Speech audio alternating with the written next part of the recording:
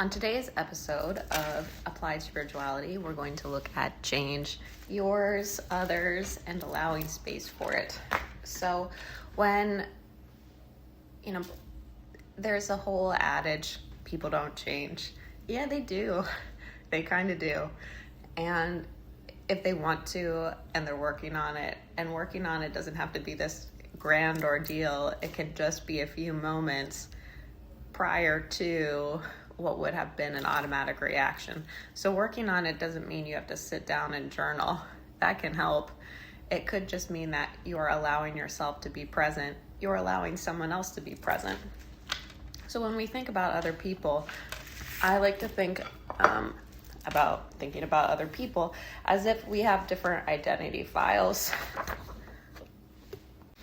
And identity files are kind of funny. I have one here for me, one for my mom. Over time, you accumulate little pieces of information that you then think are the person. You think your file is the person.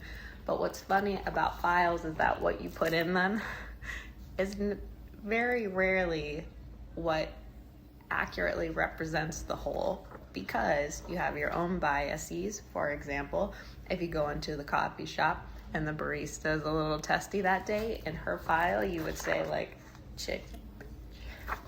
But what if she just broke up with her boyfriend, or she was worried about her rent? Is she really that thing? But that would go in her file, and then when you think about her in the future, you don't think about her. You can never think about the person.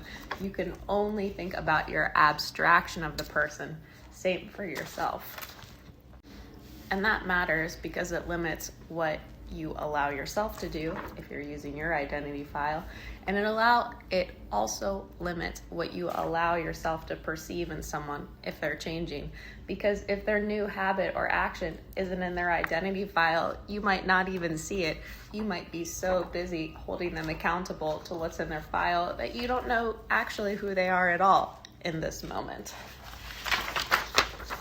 When we're talking about personality traits, we start off using them as descriptions. D is for description. Shaylee is this.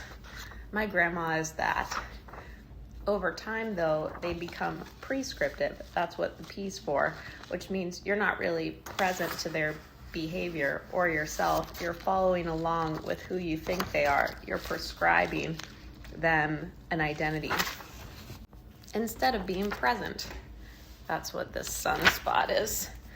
So in the present, you can't take your files with you. If you are aware of what is, you can't also be in your files.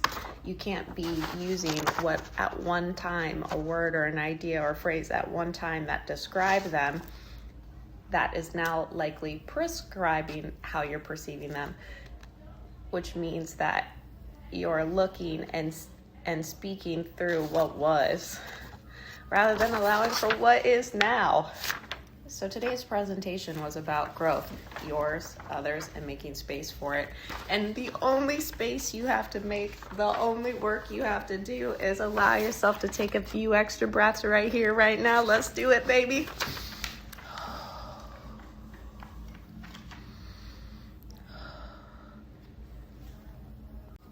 And when you're here with your breath, then you can respond to what is from what is, rather than what you think you should be or they should be, or what once was, or who you need them to be so you could, that's it. So growth, IMHO, and change are both possible in really profound, substantial ways. But to capitalize and enjoy that growth, you have to learn to put the words down and not look or speak through what was. Don't use your files. And allow yourself to behold the moment. Be present here. And how do you do that? You just slow down a little and breathe. Have an intention to perceive as accurately as possible, to respond as accurately as possible.